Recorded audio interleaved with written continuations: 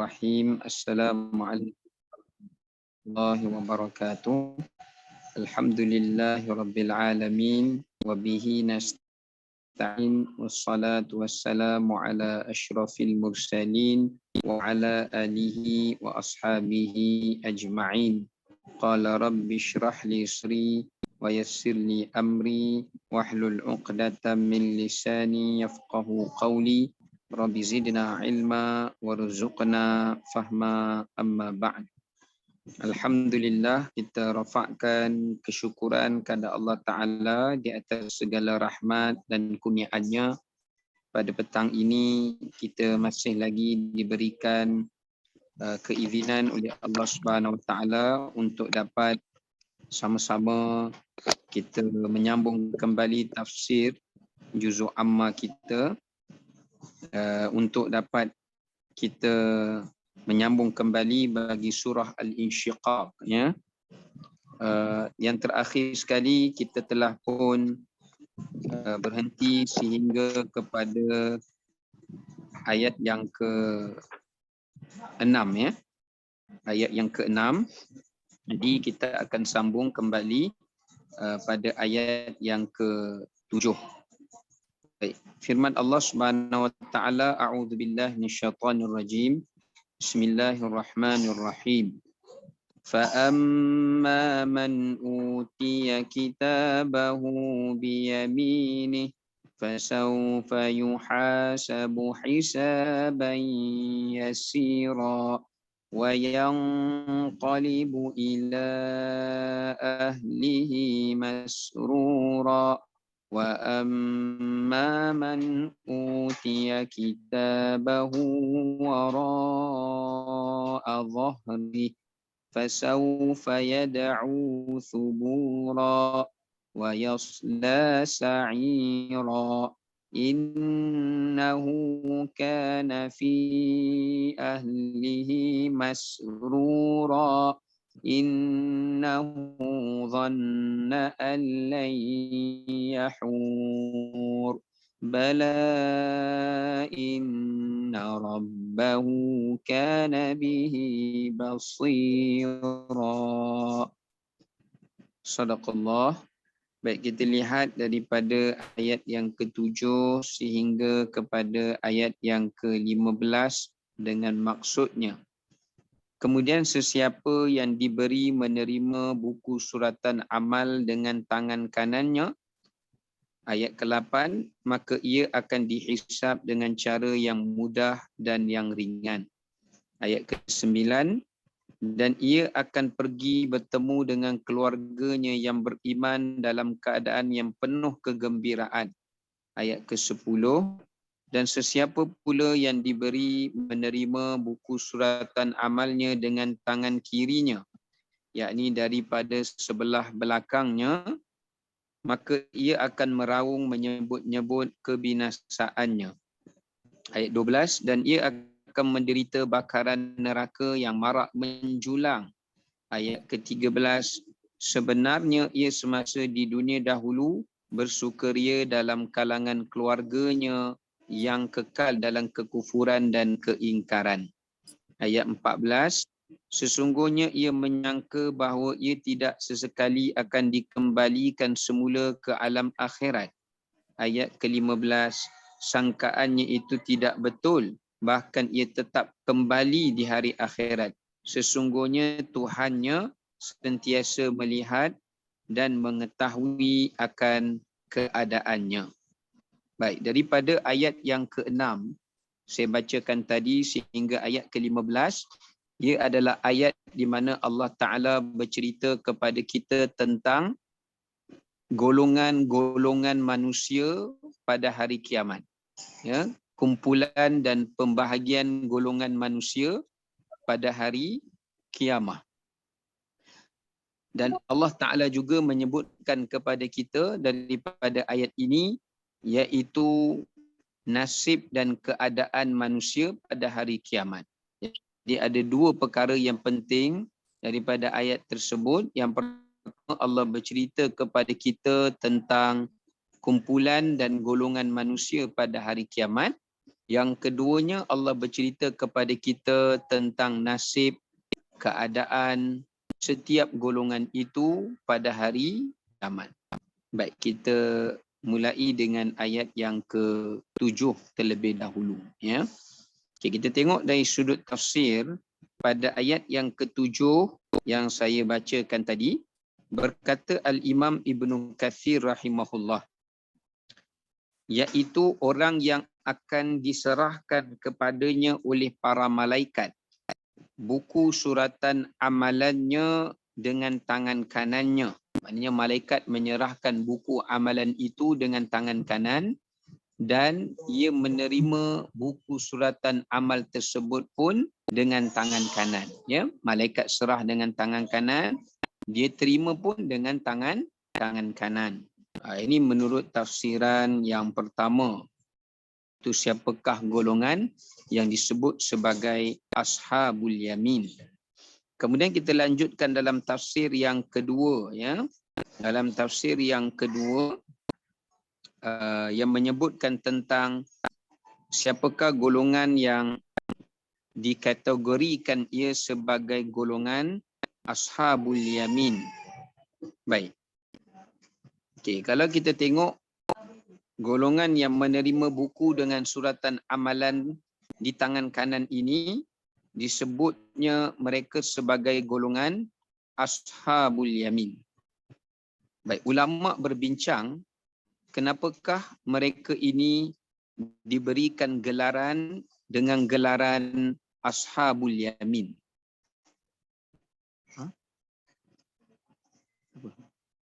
Sekejap ya, saya nak ambil barang sekejap ya.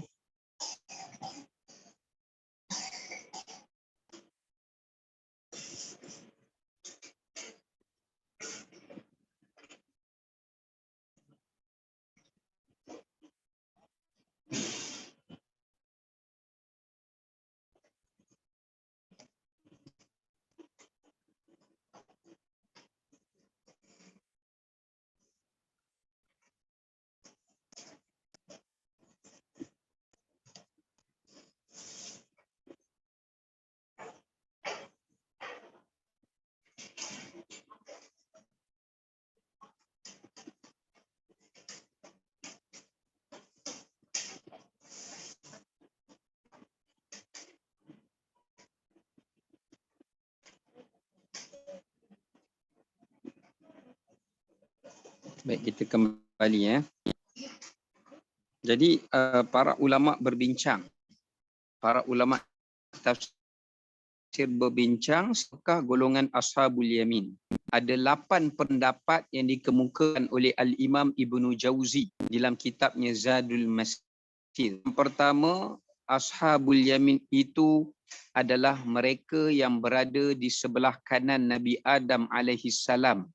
Masa Allah ciptakan roh anak cucu cicit Nabi Adam, Allah ambil daripada tulang belakang Nabi Adam, Allah ciptakan roh cucu cicit Nabi Adam, kita semua ni, lalu dibahagi kepada dua. Ya.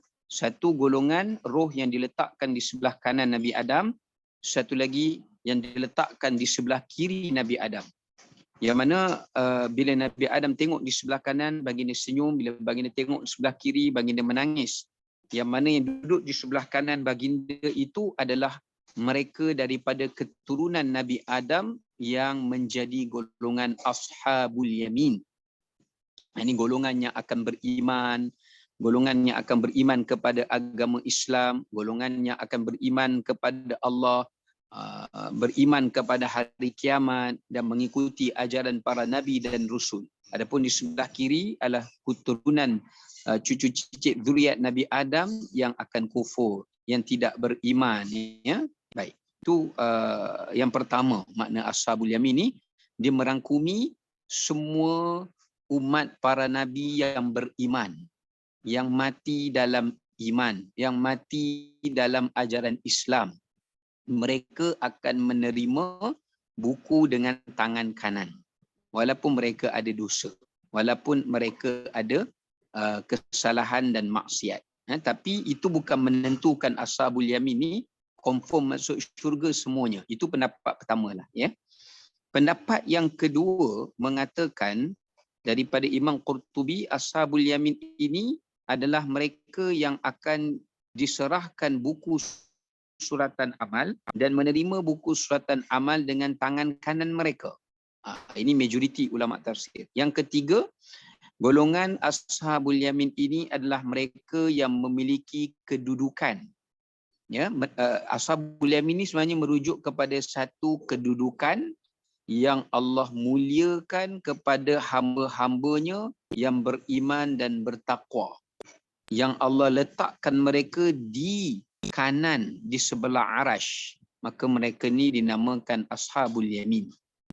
Yang keempat, golongan itu dinamakan Ashabul Yamin daripada perkataan mayamin, maknanya mubarikin. Golongan-golongan yang terawal dihisap oleh Allah. Siapa-siapa saja yang terawal dipanggil untuk dihisap oleh Allah, mereka ni digelar sebagai golongan Ashabul Yamin. Yang pendapat yang seterusnya, Ashabul Yamin ini adalah merujuk kepada penghuni-penghuni syurga. Nama salah satu daripada nama penghuni syurga adalah Ashabul Yamin. Ya. Kemudian pendapat yang seterusnya, Ashabul Yamin ini adalah mereka yang berada di sebelah kanan pintu menuju ke syurga. Jadi ada satu pintu untuk menuju ke syurga di sebelah kanan itu dinamakan pintu Al-Yamin, maka di situ masuknya golongan Ashab Al-Yamin, ya. Ashab Al-Yamin. Baik. Namun di sana para ulama berbincang. Sebab dalam ayat ni Allah kata, siapa yang diserah buku amalannya dengan tangan kanan dan ia menerimanya juga dengan tangan kanan. Ya. Baik. Sekarang ni ulama bincang, ulama tafsir bincang. Ya, sebab Allah mulakan ayat ni fa'amman. Fa kat situ memberi kepada maksud pengukuhan. Ya, maknanya pasti siapa yang terima buku dengan tangan kanan, yang mengambil buku dengan tangan kanan, buku amalnya, pasti mereka itu akan mendapat nikmat daripada Allah. Ya, kurniaan daripada Allah, kebaikan daripada Allah. Cuma persoalannya, manusia terbahagi pada hari kiamat ini menurut majoriti para ulama kepada 3 golongan. Yang pertama namanya golongan as-sabiqun. Yang kedua dinamakan sebagai golongan ashabul yamin.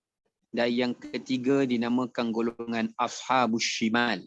Tapi ada juga ulama yang menafsirkan iaitu golongan ashabul wara ataupun dipanggil sebagai ashabu az-zuhur.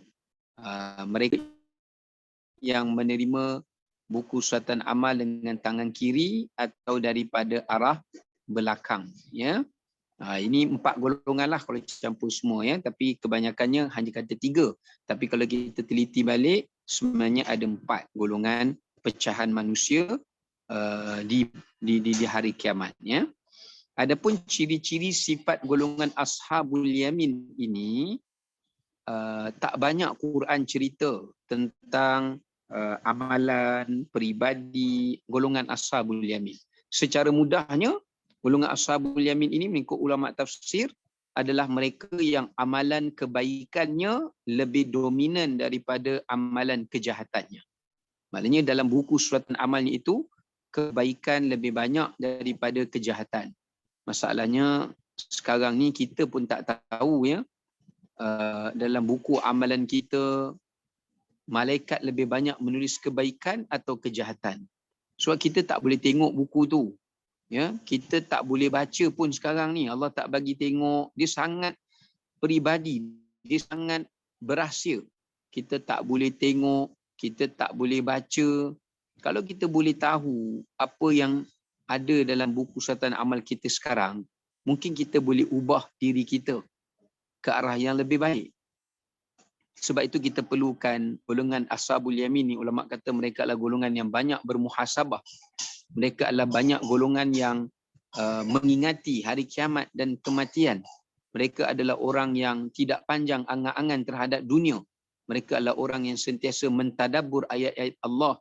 Mereka sentiasa bertafakkur kepada kebesaran Allah, ya, dan juga melakukan muhasabah pada diri mereka.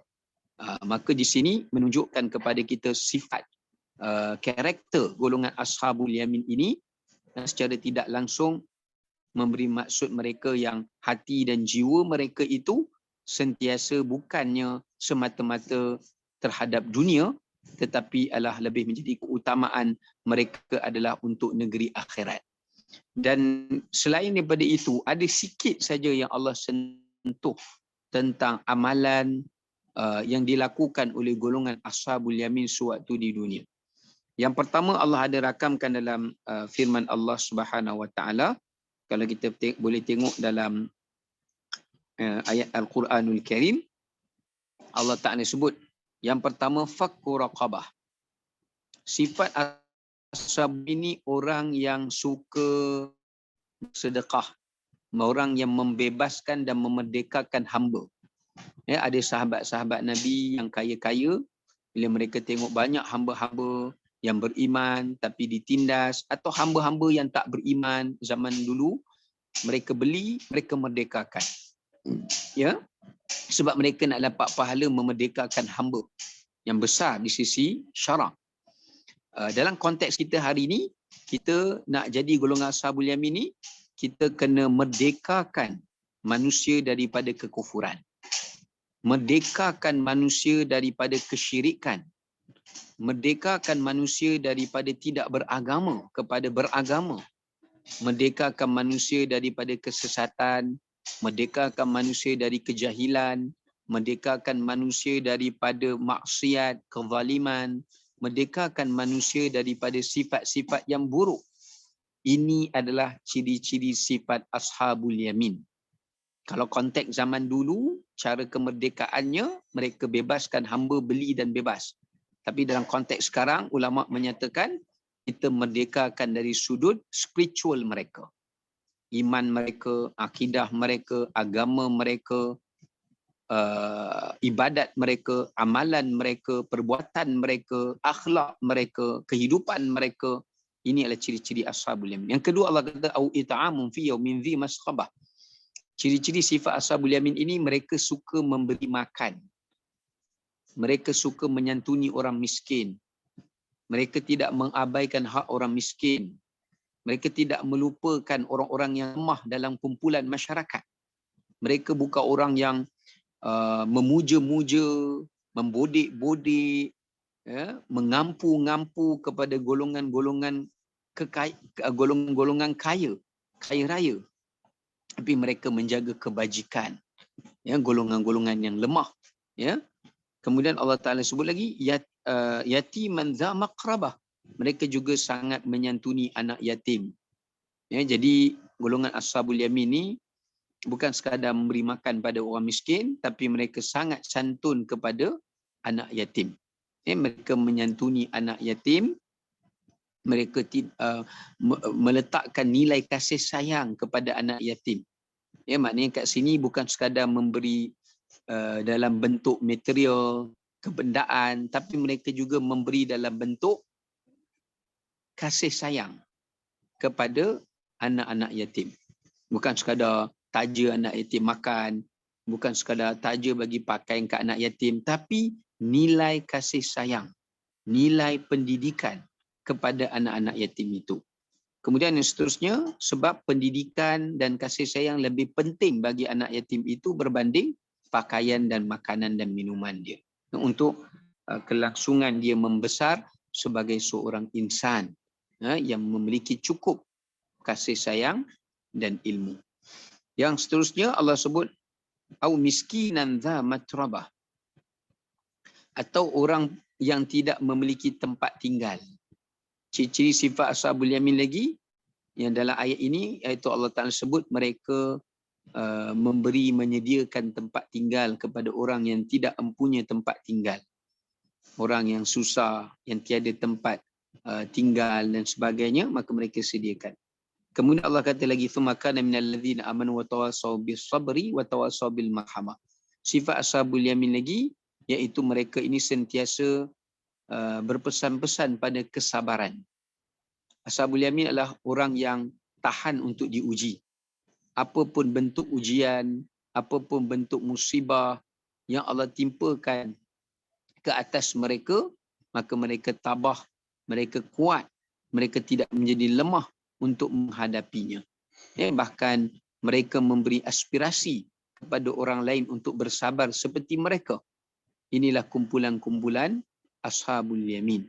Kemudian Allah kata watawasau bil marhamah, dan mereka juga adalah manusia yang cukup menjaga hubungan silaturahim. Mereka tidak bermusuhan, mereka tidak berbuat kezaliman, mereka tak putuskan hubungan. Maka ini ciri-ciri. Sebab tu di hujung ayat tu Allah kata ulaika ashabul maimanah. Mereka itulah golongan kanan. Baik. Kemudian kita lanjut kepada ayat yang ke-8. Pada ayat ke-8, setelah mana Allah menerangkan janji Allah kepada golongan kanan, ya, lalu Allah cerita apakah ganjaran dan kurniaan Allah kepada golongan kanan ini. Antaranya Allah Ta'ala kata, jawab kepada jawab kepada kebaikan yang mereka perolehi itu, Allah kata fasawfa yuhasabu hisaban yasira. Maka mereka akan dihisab dengan hisab yang mudah. Ya, mereka itu pada hari kiamat akan dihisab dengan hisab yang mudah. Baik. Okey. Sekejap ya.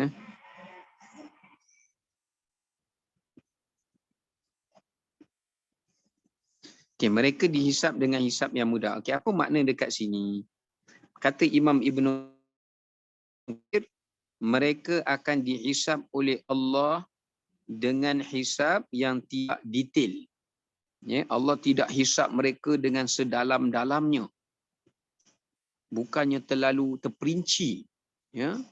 Allah hanya hisab mereka dengan sekadar surface saja. Ya. Tidak sampai Allah korek ke dalam-dalam, itu tidak. Walaupun Allah tahu, tapi Allah tidak sampai ke tahap itu. Ya. Sebab itu dalam hadis daripada Aisyah radhiyallahu anha, ketika mana Nabi SAW bersabda, man nuqisha faqad uzziba. Siapa yang Allah Subhanahu wa taala nuqisha, yang Allah Taala soal dia ketika hisab dengan sedalam-dalamnya, faqad uzziba, maka dia akan diazab oleh Allah. Uzziba kat sini, pertama, hisab yang sulit itu sendiri adalah merupakan satu azab. Ya, maknanya kalau Allah hisab kita dengan hisab yang sulit itu sendiri adalah merupakan salah satu bentuk azab di padang mahsyar, kerana kita terpaksa berhadapan tempoh perbicaraan yang terlalu lama. Ya, macam orang turun naik mahkamah penat, stres, ya, penat, letih akalnya, penat jasadnya, apatah lagi di hari akhirat kalau kena hisab-hisab yang sulit. Ya, kemudian baginda kata, kemudian Aisyah kata, ya Rasulullah, bagaimana firman Allah fasawfa yuhasabu hisaban yasira? Maka baginda jawab, laisa dzaka bil hisab walakinna dzalika al-'arab. Nabi kata, tak, adapun maksud ayat itu, mereka tetap kena hisab. Cuma bezanya Allah hisab mereka dengan secara arad. Apa itu makna arad? Sekadar Allah membentangkan sahaja tanpa Allah Ta'ala mempersoalkannya. Ini salah satu daripada maksud kepada hisab yang mudah. Ya. So apa makna hisab yang mudah tu? Iaitu sekadar Allah Ta'ala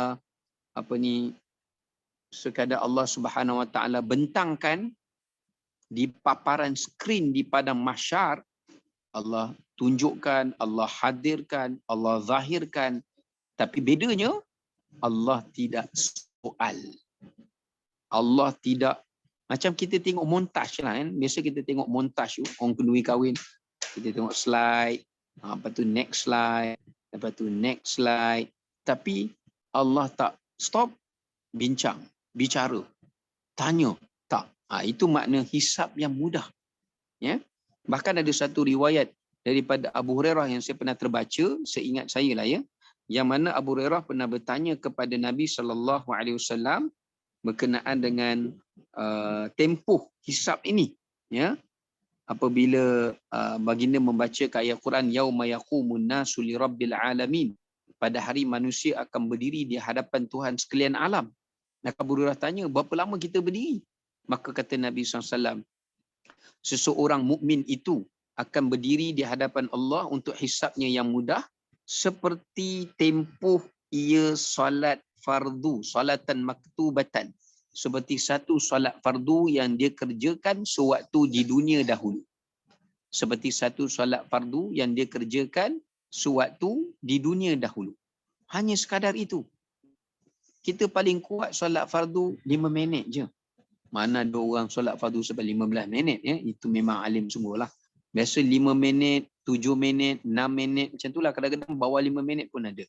Tengok berapa rakaat lah kita sembahyang kan. Kalau subuh tu, melainkan kita baca panjang lah. Ya? Baik. Maknanya itu saja kadar tempoh hisab yang mudah. Tapi walaupun begitu ringkas dan pendeknya, tidaklah kita rasa sekelip mata kan. Tapi kita rasa terasyik, kita rasa seronok, kita rasa tenang, seperti mana keadaan orang beriman itu salat sewaktu dia menghadap Allah Subhanahu Wa Taala. Macam itulah keadaannya. Ya, berbeza kalau orang kena hisab yang susah, dia kena berdiri di sepanjang mahsyar itu selama 50,000 tahun. Ya, mana satu tempoh yang sangat lama. Baik. Itu hadis riwayat Bukhari, ya. Okey. Itu dari sudut okey, ada riwayat hadis yang lain daripada Abdullah bin Zubair, dia kata daripada Aisyah mengatakan radhiyallahu an, Nabi SAW, ni kita masih bincang tentang hisab yang mudah ni. Pertama, hisab yang mudah tu kita dah bincang, maknanya Allah sekadar paparkan saja tapi Allah tak detail tanya. Kalau Allah tanya pun tanya yang simple-simple, tak tanya dalam-dalam setiap amalan kita.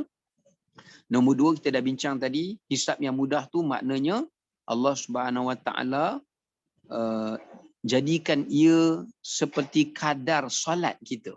Seperti kadar solat kita sewaktu di dunia. Itu tempoh lama dia. Kemudian yang ketiga, ada satu hadis Aisyah juga mengatakan Nabi SAW di dalam solat baginda membacakan Allahumma hasibni hisaban yasira. Ya Allah, ya Tuhanku, hisablah aku dengan hisab yang mudah. Selepas habis Nabi salat, Aisyah tanya, ya Rasulullah, apakah hisab yang mudah itu? Maka Nabi SAW jawab, ayyanzura fi kitabihi fayatajawaza lahu anhu innahu man nuqishal hisab yawma idzin faqad halak. Nabi kata, maksud hisab yang mudah itu, wahai Aisyah, Allah bentangkan apa yang tertulis dalam buku suratan amalan seseorang. Lepas Allah bentangkan, dahlah Allah tak tanya detail. Allah tak tanya sampai sedalam-dalamnya. Ya? Dahlah macam tu. Bahkan kalau ada kesalahan, Allah ampunkan. Allah maafkan. Itu maksud hisab yang mudah. So kita boleh simpulkan, maksud hisab yang mudah ni ada dua. Satu, Allah tidak bicara kita, Allah Ta'ala tidak menyoal kita dengan terlalu mendalam, terlalu panjang, sampai soalan yang sukar untuk kita mampu memberikan alasan atau mencipta alasan. Memang tak boleh cipta alasan, buat hari kiamat kan, Allah Ta'ala tahu. Tapi Allah tak tanya dengan dalam lah. Macam kita kalau ambil exam tu, guru kita tak tanyalah soalan-soalan yang terlalu susah. Dia tanya soalan-soalan senang je. Macam itulah bahasa mudah kiasan ni. Ya? Itu maksud hisab yang mudah. Nombor 2, hisab yang mudah tu maknanya berdiri dengan tempoh yang pendek. Berdiri di padang mahsyar dalam tempoh yang pendek. Yang ketiga, maksud hisab yang mudah tu, Allah ampunkan, Allah maafkan jika terdapat padanya kekurangan dan kesalahan pada amalan-amalan kita. Ya. Baik.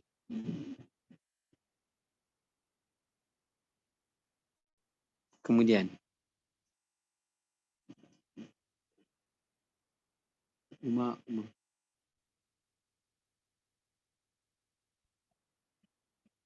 Okey. Jaya.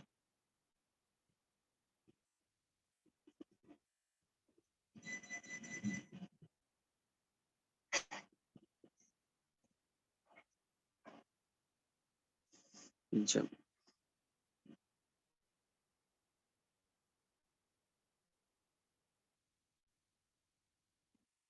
Mana tadi kejaya? Saya cari ayat.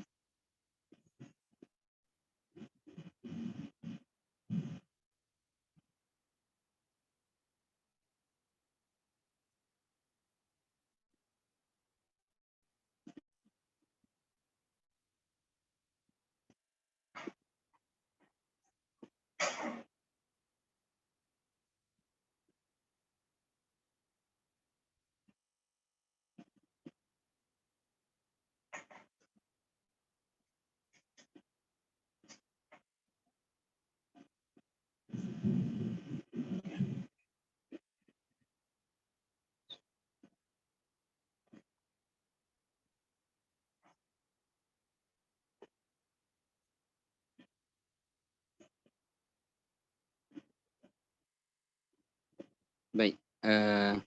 Kemudian kita sambung balik. Itu antara doa yang dibacakan oleh Nabi SAW di dalam salat baginda.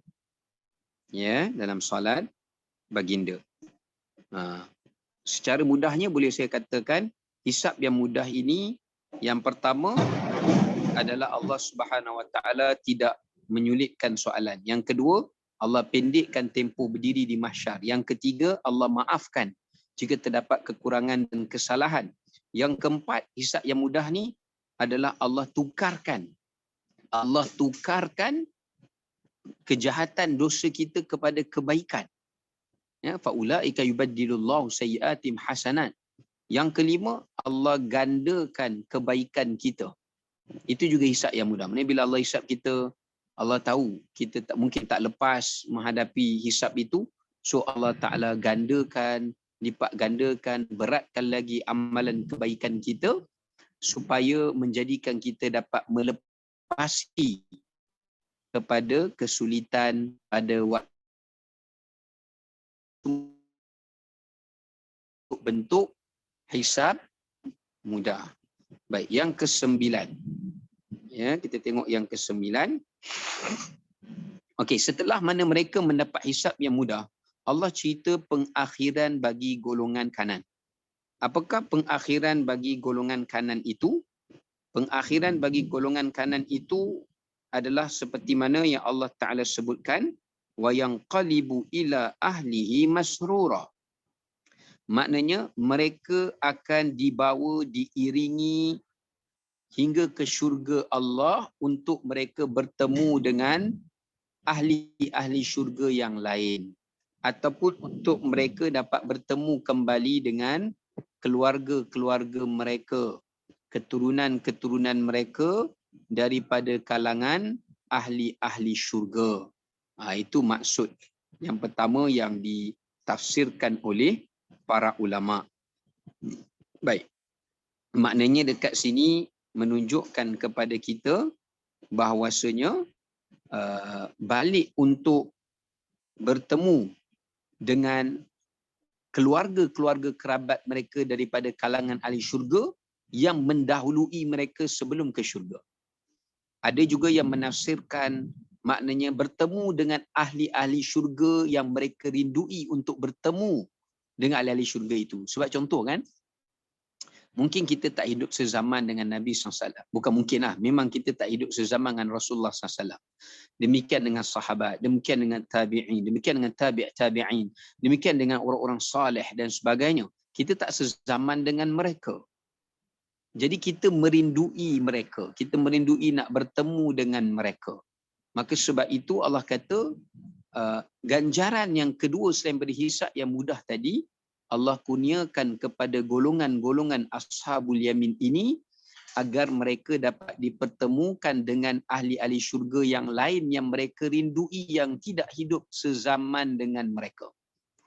Selain daripada maksudnya mereka dapat bertemu dengan ahli-ahli keluarga mereka yang sezaman dengan mereka atau yang sekenalan dengan mereka dalam syurga, maka mereka juga akan dapat dipertemukan dengan yang bukan kenalan-kenalan mereka di dalam syurga. Itu juga yang dimaksudkan daripada maksud ayat Al-Quran dan tafsir daripada apa yang kita bacakan ini. Ya, daripada apa yang kita bacakan ini. Baik. Kemudian kita tengok tafsir yang lain. Adapun pada tafsir yang lain, Imam At-Tabari contohnya, ya, beliau mengatakan maksud wayang qalibu ila ahlihi masrura. Maknanya dekat sini adalah mereka, maknanya dekat sini adalah mereka akan bergembira bersama dengan ahli-ahli syurga. Ahli-ahli syurga ni maknanya yang bersama-sama dengan mereka di dalam syurga itu setelah mana melihat nikmat yang Allah janjikan kepada mereka di dalam syurga itu. Ini tafsir Imam Tabari. Imam Tabari kata, bila golongan Ashabul Yamin ni masuk syurga, dia tengok nikmat-nikmat yang Allah balas, yang Allah ganjarkan atas kebaikan mereka, keimanan mereka, ketaatan mereka, semua benda yang mereka buat tu, Allah dah sediakan nikmat-nikmat, ganjaran-ganjaran dia dan kurniaan-kurniaannya. Bila mereka tengok nikmat-nikmat itu, mereka pun bergembira bersama-sama, meraihkan kegembiraan itu bersama-sama dengan ahli-ahli syurga yang lain. Ya, atau ahli-ahli syurga daripada kenalan kerabat-kerabat mereka. Ada juga tafsir yang lain yang mengatakan maksud wayang qalibu ila ahlihi masrura itu adalah apabila orang-orang yang beriman. Apabila orang-orang yang beriman itu dihisap oleh Allah dengan hisap yang mudah. Setelah Allah hisap dengan hisap yang mudah, Allah terima amalan mereka, Allah ganjar amalan mereka dan sebagainya. Maka apa yang berlaku? Mereka pun pergi bertemu dengan kerabat-kerabat mereka, kenalan-kenalan mereka, keluarga-keluarga mereka dalam keadaan gembira untuk memberitahu bagaimana mereka telah mendapat hisap yang mudah dan mereka akan dibawa menuju ke syurga. Macam kita lah kan, macam anak kita, bila anak kita dapat result yang bagus, dapat keputusan peperiksaan yang baik, maka mestilah dia seronok nak bawa, nak tunjukkan hasil keputusan itu kepada ibu ayahnya. Ya, kepada ibu ayahnya. So macam itulah orang beriman. Apabila dia balik ke akhirat, Allah hisap dia dengan hisap yang mudah, dapat ganjaran dan nikmat yang baik, dia punya seronok. Apa yang berlaku? Dia akan dia akan pergi kepada ahli keluarganya, kenalan-kenalannya untuk dia khabarkan betapa gembiranya ia kerana Allah Ta'ala telah menerima amalannya, mengganjari amalannya dan sebagainya. Ya, itu adalah maksud daripada ayat yang ke-9. Baik. So maknanya apa kat sini? Maknanya dekat sini menunjukkan kepada kita kegembiraan ahli syurga itu adalah setelah mana mereka dimasukkan ke dalam syurga. Selagi mana kita tak dapat menjejakkan kaki ke dalam syurga, selama itu orang beriman, golongan Ashabul Yamin, mereka tidak akan terlalu banyak bergembira di dunia ini. Mereka takkan terlalu banyak berfoya-foya. Mereka takkan terlalu banyak untuk berseronok-seronok kerana tempat keseronokan mereka, tempat kegembiraan mereka, tempat kepuasan mereka, ya, yang betul-betul mereka nak gembira, nak benar-benar seronok adalah setelah mana mereka telah dimasukkan ke dalam syurga Allah Subhanahu wa ta'ala. Di situlah tempatnya. Ya.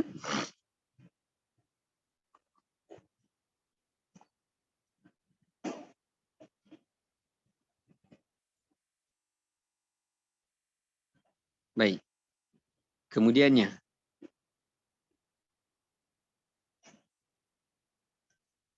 kita tengok pula golongan yang kedua. Kalau ikutkan ni golongan yang keempat.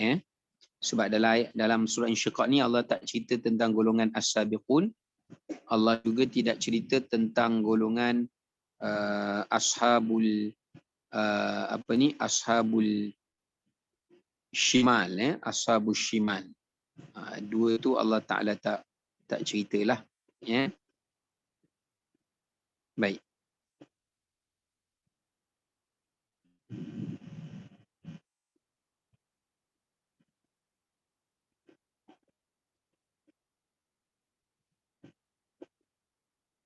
Okey, kita tengok kat sini.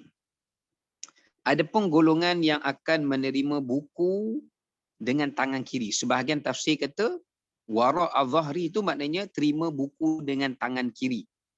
Tapi ada juga yang menafsirkan maknanya terima daripada arah belakang. Maksudnya malaikat serah daripada belakang dan dia terima pun daripada arah belakang. Okay, kita tengok dulu tafsir bagi ayat ini, ya.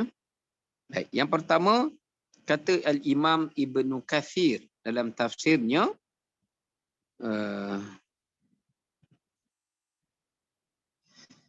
maksudnya adalah mereka yang menerima buku suratan amal dengan tangan kiri mereka daripada arah belakang. Okey, maknanya mereka terima dengan tangan kiri, malaikat serah dengan tangan kiri, mereka terima dengan tangan kiri, tapi tangan kiri itu mereka ambil daripada arah belakang. Maksudnya mereka ambil buku suratan amalan mereka dengan tangan kiri dari arah belakang. Itu yang ditafsirkan oleh Al-Imam Ibnu Kathir. Adapun Imam At-Tabari mengatakan mereka ini adalah golongan-golongan yang, kata Imam Tabari, ya. Siapa golongan yang kedua ni, wara' al-zahri ni? Mereka ini adalah golongan yang telah Allah merantai tangan kanan mereka diikat di tengkuk mereka. Maksudnya tangan kanan mereka ni diikat di batang leher mereka, sedangkan tangan kiri mereka itu dilepaskan. Tangan kiri mereka tu bebaslah, ya, untuk mereka menerima dan mengambil buku itu dengan tangan kiri mereka dari arah belakang mereka. Ini adalah sebagai satu penghinaan yang Allah Subhanahu Wa Taala berikan kepada golongan tersebut, ya. Bukan sekadar mereka mendapat azab, ya, pada hari kiamat, hukuman dan balasan daripada Allah, sebaliknya mereka juga akan mendapat penghinaan daripada Allah Subhanahu Wa Taala, ya. Baik. Ada juga ulama yang menafsirkan apakah yang dimaksudkan dengan wara' al-zahri daripada arah belakang. Ini kita tengok tafsir Qurtubi, ya. Dalam tafsir Qurtubi telah diriwayatkan, ya, daripada Ibnu Abbas, ya, daripada Ibnu Abbas. Kata Ibnu Abbas, yamuddu yadahu al-yumna liya'khudhu kitabahu fayajzibuhu malak.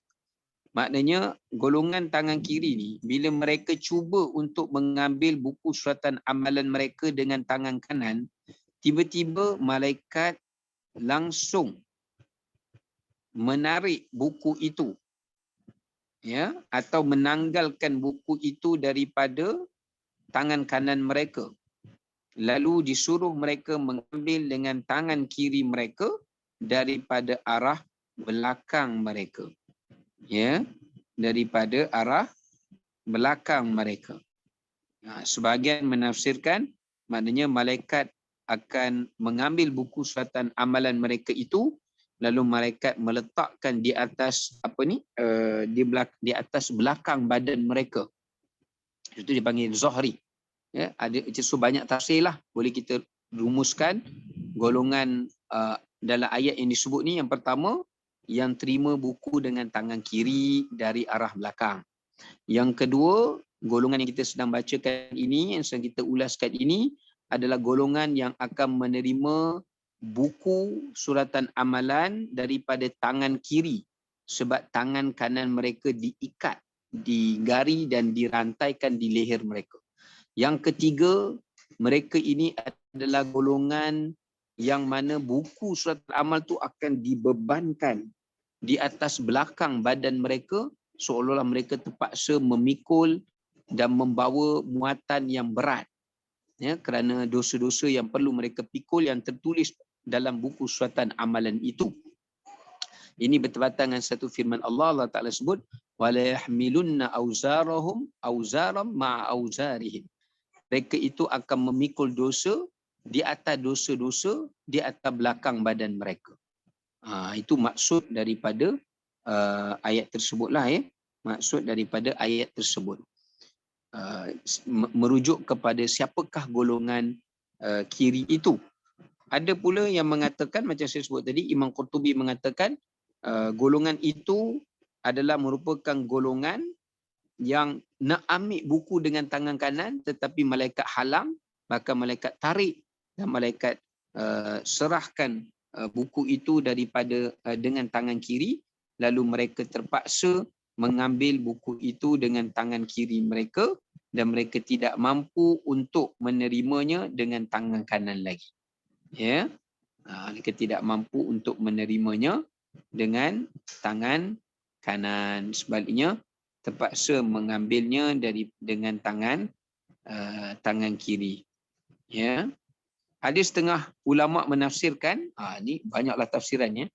Ada setengah ulama menafsirkan seperti berkatanya Mujahid, maknanya Allah keluarkan tangan kirinya di belakang tulang belakang ni. Ni tulang belakang kita ni.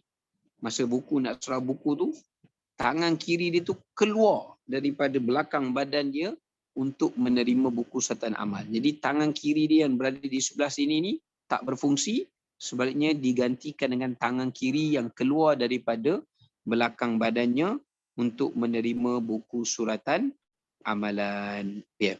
Sebab tu bila Allah kata wa amman, Allah memberikan penegasan, maknanya pasti.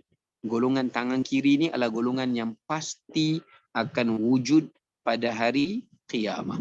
Ya, mereka ni adalah golongan yang pasti akan wujud pada hari qiyamah. Ya, tidak akan terlepas mereka ini daripadanya. Ya. Baik.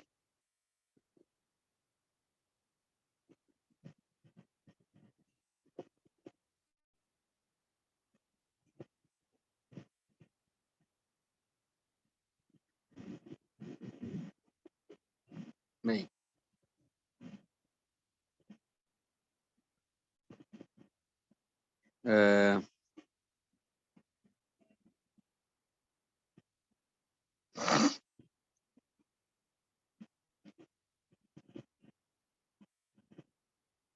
Seterusnya kita tengok Allah Ta'ala sebut fasawfa yad'u thubura. Ini keadaan mereka ketika menerima buku dengan tangan kiri. Tadi kita dah cerita, Allah cerita keadaan manusia ketika menerima buku dengan tangan kanan. Ini ketika nak terima buku, ya, belum cerita ketika mana mereka dihisap, ya. Ini Allah hanya cerita ketika mereka terima je buku dengan tangan kiri, apa reaksi mereka? Apa respon mereka? Allah kata Imam Ibn Kathir, fasawfa yad'u thubura. Ketika itu mereka akan meraung dan menjerit dengan sekuat-kuatnya, dengan sekeras-kerasnya, dengan mengatakan bahawasanya mereka adalah golongan yang rugi dan mereka adalah golongan yang celaka. Maksud dah terima buku dengan tangan kiri, keluar tangan daripada arah belakang, kita dah hurai tadi.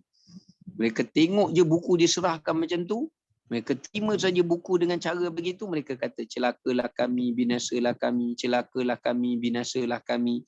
Mereka mengulang-ulang perkataan seperti itu. Ya. Manakala kata Imam At-Tabari, ya, Imam At-Tabari kata, ketika itu mereka akan mengucapkan perkataan-perkataan sesalan. Mereka akan mengucapkan perkataan-perkataan sesalan. Dan mereka juga akan mengungkapkan kata-kata penyesalan, kata-kata penghinaan. Mana mereka akan hinakan diri mereka sendiri, celakalah kami, binasalah kami, malanglah kami. Ya? Mereka akan mengungkapkan perkataan-perkataan yang seperti itu. Ya? Ini mengikut dari sudut tafsir At-Tabari lah, lebih kurang sama macam tafsir Al-Imam Ibn Kathir. Ya? Kalau kita tengok tafsir dalam Qurtubi pula, ketika mana mereka menerima buku suratan amal dengan tangan kiri itu, atau daripada arah belakang dan sebagainya, sambil mereka memikul buku itu atau memegang buku itu, sementara untuk mereka dipanggil untuk menghadap Allah Ta'ala sepanjang mereka memegang buku tersebut dan membawanya sambil mereka mengungkapkan perkataan-perkataan sesalan. Perkataan-perkataan sesalan. Sambil macam tu, sambil mereka buat. Sambil mereka ucapkan perkataan penyesalan itu. Maknanya sepanjang mereka terima buku dengan tangan kiri itu, mereka menghina diri mereka, mereka mengucapkan ucapan penyesalan, mereka mengulang-ulangkannya dengan penuh rasa sesal, kesal dan sebagainya. Inilah keadaan dan mereka merintih-rintih perkataan-perkataan seperti itu dengan lamanya, sehinggalah mereka itu dipanggil untuk dihisab oleh Allah Subhanahu wa Ta'ala. Di sini menunjukkan kepada kita bagaimana penyesalan, bagaimana penyesalan pada hari akhirat itu adalah satu penyesalan yang besar, satu penyesalan yang tak dapat diubah. Sebab itu salah satu daripada nama hari kiamat itu adalah dipanggil sebagai Yaumul Hasrah. Yaumu Al-Hasrah. Apa makna Yaumul Hasrah? Iaitu hari penyesalan. Kerana pada hari tersebut, orang yang sesal tidak akan mampu untuk memperbetulkan apa yang ia sesali. Tak mampu untuk memperbetulkan apa yang ia sesali. Dan kalau saya boleh rekodkan di sini beberapa jenis penyesalan orang-orang kafir pada hari kiamat itu ada banyak. InsyaAllah kita akan sambung bentuk-bentuk penyesalan pada hari kiamat ini. InsyaAllah kita akan kongsi pada kelas kita yang akan datang nanti insyaAllah. Wallahu ta'ala alam. Assalamualaikum warahmatullahi wabarakatuh.